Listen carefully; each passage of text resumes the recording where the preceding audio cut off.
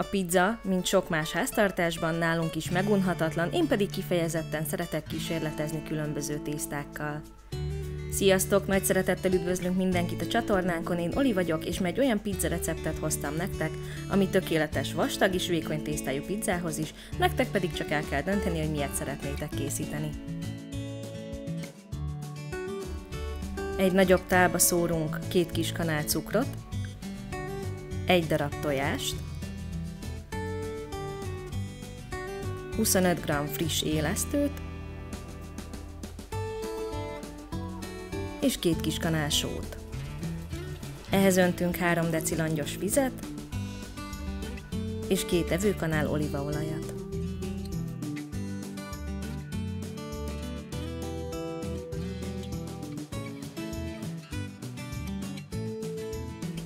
Alaposan elkeverjük a tálba öntött összetevőket, hogy minden szépen elkeveredjen.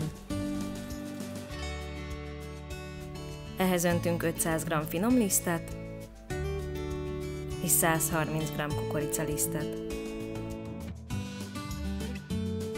Először kanállal összedolgozzuk, majd kézzel vagy géppel szépen kitagasztjuk.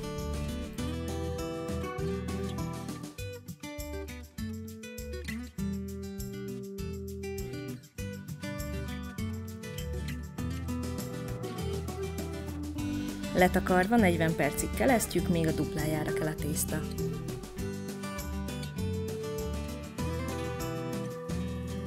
Kettő vagy 3 felé vágjuk a tésztát. Ebből a mennyiségből 3 darab 32 centis pizza bőven kijön. Liszt nélkül kissé átdolgozzuk a tésztát, majd a tenyerünk alsó részével elkezdjük kiszélesíteni azt.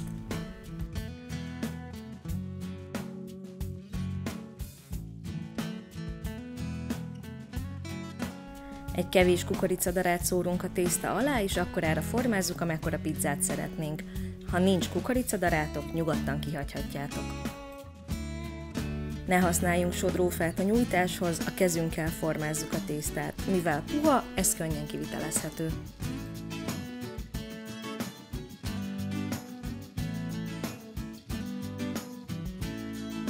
Ha megvan a megfelelő méret, akkor egy kiolajozott pizzasütő tepsire vagy normál tepsire tesszük a pizzánkat, és itt jön a trükk. Ha vékony tésztát akarunk, akkor állhatunk is neki rárakni a feltéteket, és azonnal süthetjük is, de ha vastagabb tésztát akarunk, akkor letakarva pihentessük nagyjából 10-15 percig.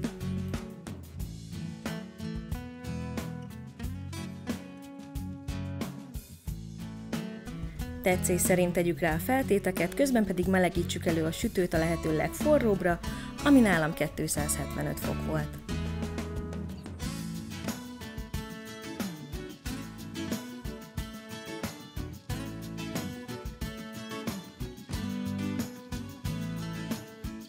Ha olyan pizzát szeretnétek, mint amit a pizzériákban adnak, vagy rendelésnél kaptok, akkor a húst a sajtra tegyétek, ne pedig alá, így biztosan szépen megpirul, és az íze is jobb lesz.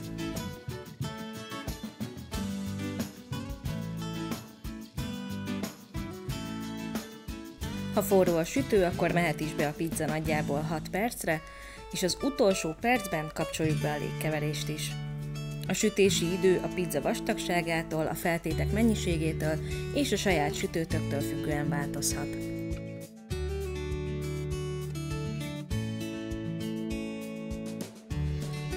Reméljük tetszett a recept, ha így volt, akkor készítsétek el ti is, osszátok meg a videót, kommenteljetek, és ne felejtsetek el feliratkozni. Jó sütést, jó étvágyat, és további szép napot kívánunk! Sziasztok!